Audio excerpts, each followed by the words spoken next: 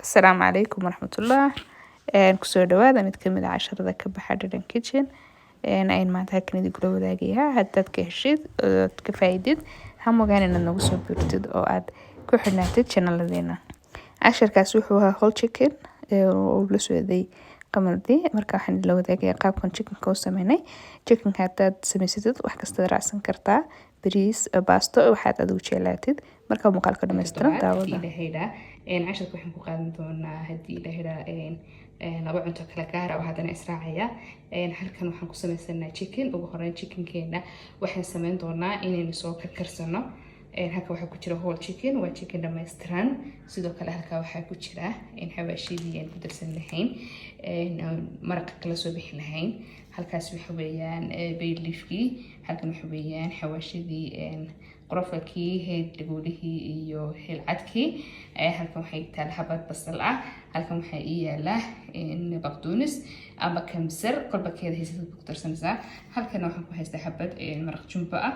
intaas baan kusoo shubi doonaa distideyda iyo digaaga waana soo biyeysan doonaa insha allah. ila socda. ugu horeynta waxaan soo nadiifsan doonaa digaaga, soo meeri doonaa insha allah. kadib waxaan ku darsan doonaa khudaarta. وكاس ugu dambeyn saas ayay inoo soo baxay. digaaga way inoo soo bislaaday ilaa muddo 25 daqiiqo ayuu dabka inoo saarnaa. maraqii way inoo soo baxay. maraqana waan isticmaali doonaa, isaga lama daadinayo. waxaan ku isticmaali doonaa inaan idin sheegi doonaa. halkan maxaa iigu jira? halkan waxaa iigu jira xawaashidii iyo soosidii aan marin lahaa chickenkayga. waxaan doonayaa inaan ka saaro oon ovenka geliyo si uu iigu soo shacsaado iigu soo shaaxido. halkan waxaa iigu jira barbecue sauce, waxaa iigu jira soy sauce, waxaa iigu jira ketchup, waxaa iigu jira sidoo kale in yar oo milix ah, in yar oo huruud ah, iyo in yar xawaashida garam masala la yiraahdo ee isku jirjirka ayaa halka iigu jirta. waxaan samayn doonaa inaan digaagayga kala dhex baxo maraqa oo aan weelkan kusoo diyaarsado. waayahay chickenkeeni saas ayaynu usoo marmarsanay.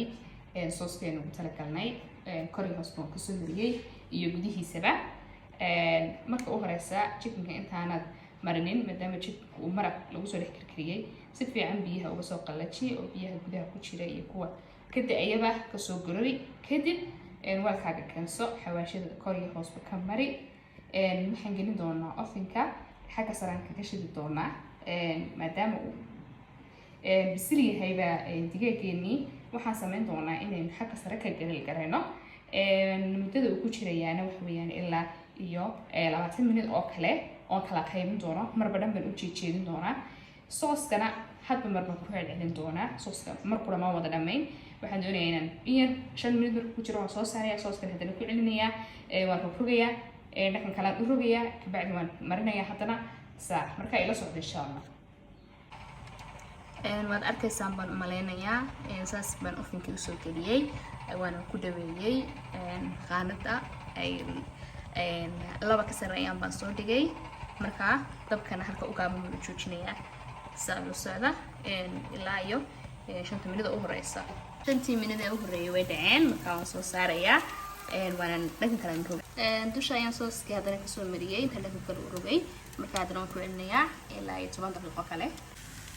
chickenkii baan haddana ka soo saaray. waxaa tegay waqtigii 15 daqiiqo. haddana waxaan marsanayaa sooskii. kadib waan ku celinayaa ovenka mar laba mar saddexaad si haddana usoo yaraasaado. ugu dambeyntii casharkeeni saas uu kusoo baxay. chickenkeeni waa kan maasha allah sidii noogu soo casaaday noogu soo shaaxiday waad arkaysaa.